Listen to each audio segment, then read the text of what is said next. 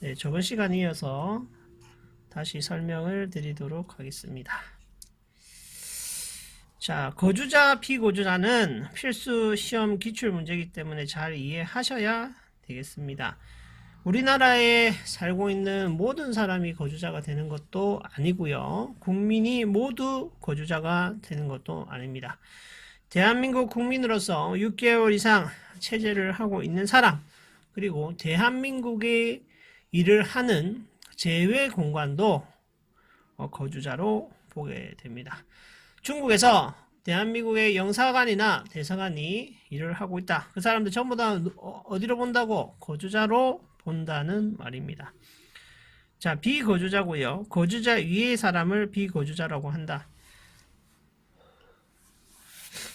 국내에 있는 외국의 정부의 외교관, 대사관, 뭡니까? 전부 다 외국의 제외 공간입니다. 제외 공간. 그리고 주한미군, 국제기구 등등이 여기에 포함이 되고요.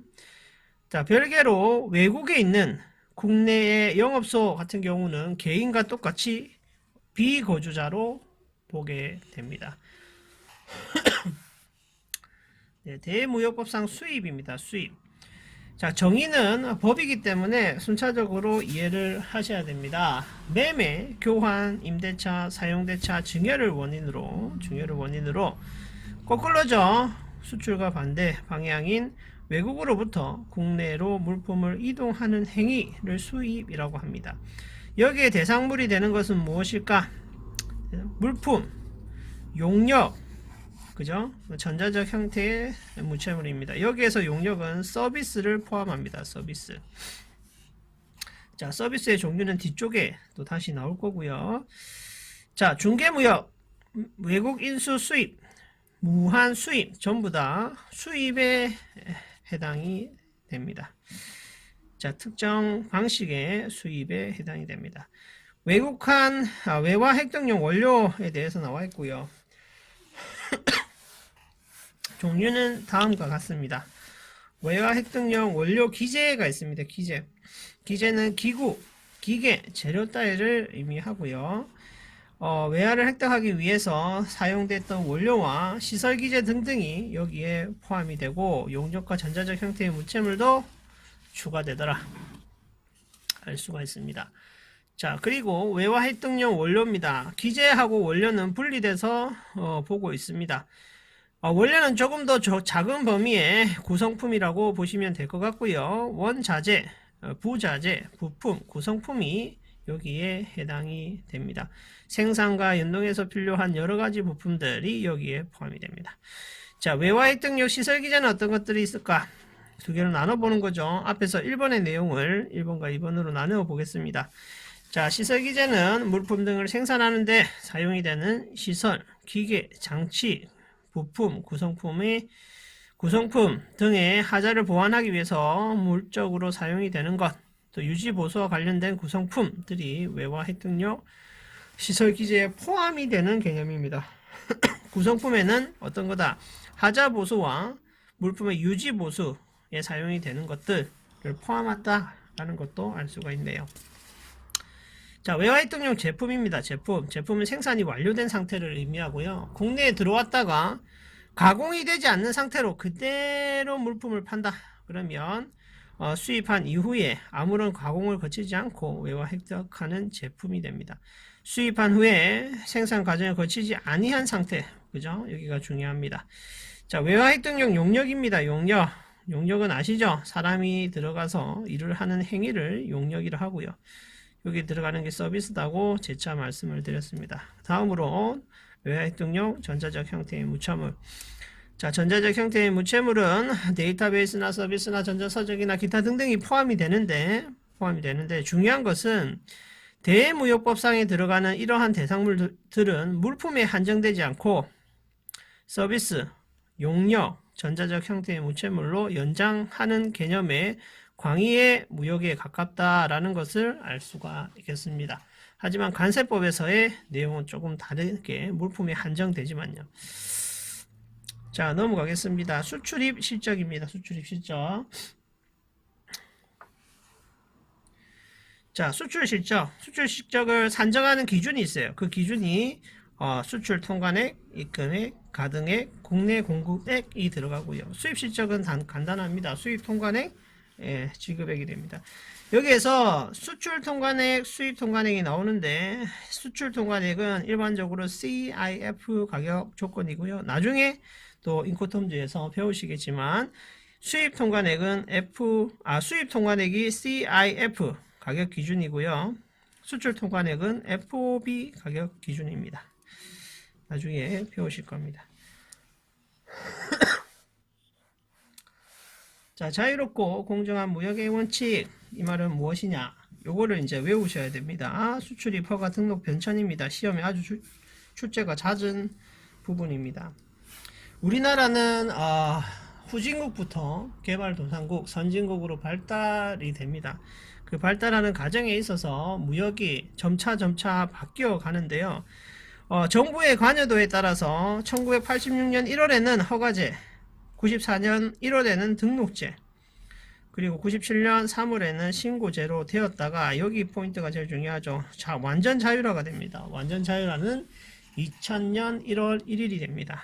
그래서 무역업은 고유 번호 제도로 바뀌고 누구나 이 고유 번호만 획득을 하면 수출입을 할 수 있다. 전제 조건이 사업자가 있어야 됩니다. 사업자가. 그리고 추가적으로 알만한 것이 무역 대리업이라는 게 있어요. 무역 대리업이 변천사가 있는데 이거는 이제 1급 시험에서 나올 수 있고요. 2급에도 조금 난이도가 있게 출제가 되면 나올 수 있습니다. 자, 86년 12월 31일 날 등록제에 등재됩니다. 그 이후에 94년 12월 31일 날 신고제로 변경이 되고요. 신고제가 폐지가 된 게 96년 12월 30일이 되고요. 그리고 무역업과 마찬가지로 무역 대리업도 2000년 1월 1일 날 완전 자유화가 됩니다. 자, 체크를 잘 해 두시면 좋을 것 같습니다. 자, 넘어가겠습니다. 자, 무역진흥 지원이 있습니다. 무역진흥 지원. 우리나라는 일반적으로 수입을 관장하고 수출을 관장하고 수입을 제한하는 정책을 써왔어요. 어느 나라도 다 똑같을 겁니다. 하지만 미래로 갈수록 무역은 자유로워지고요. FTA 협정국과 마찬가지로 월드 트레이드가 이루어질 것이다 라는 것을 대전제로 해서 봤을 때 무역진흥이 또 이루어져야 된다 라는 것을 알 수가 있고요. 무역진흥은 우리나라의 경제를 부흥시키기 위해서 지원하는 개념입니다. 자, 시험에 자주 출제되는 부분은 지원 대상 무역 관련 시설입니다. 웃기지만 요거 평수하고요, 수용 인원하고 요걸 외우셔야 돼요. 그래서 무역 전시관은 2000제곱미터 이상의 부지를 형성을 해야 되고요. 대지를 연면적입니다. 50명 이상의 인원을 수용할 수 있어야 됩니다. 자, 무역 연수원은요, 연면적입니다. 연면적 2000제곱미터 이상일 것, 최대 수용 인원이 500명 이상일 것. 자, 컨벤션 센터입니다. 컨벤션 센터는 4000제곱미터 이상일 것, 최대 수용 인원이 2000명 이상이어야 됩니다. 수출입에 대한 제한도 두고 있습니다. 앞에서 보셨다시피 수출입에 대한 부분도 산업통상자원부 장관이 포괄적으로 통합하고 그 다음에 취합해서 공고를 하는 제도를 사용을 하고 있습니다. 제한을 두는 이유는 수출 수입에 있어서 불법적인 요소, 그 다음에 환경보호적인 요소, 생물 자원의 보호 등과 관련해서 법적인 제한 사항이 있기 때문입니다. 자, 11번입니다. 수출입 승인 제도입니다. 승인 제도. 어떻게 산업통상자원부 장관은 헌법에 따라서 체결 공포된 조약과 일반적으로 승인된 국제법규에 따른 의무이행, 생물자원의 보호 등을 위해서 지정한 물품 등을 수출하거나 수입하려는 자는 통산자원부 장관의 승인을 얻어야 됩니다. 이 승인은 누구로 기인해서 주어지느냐? 대통령령으로 정하는 그 기준에 준하여야 됩니다. 자, 밑에 보면 수출입 승인의 유효기간 있죠? 이게 시험에 나옵니다. 수출입 승인의 유효기간은 1년입니다. 1년 동그라미 하셔야 됩니다. 동그라미. 자, 넘어가겠습니다. 통합공고고요. 통합공고.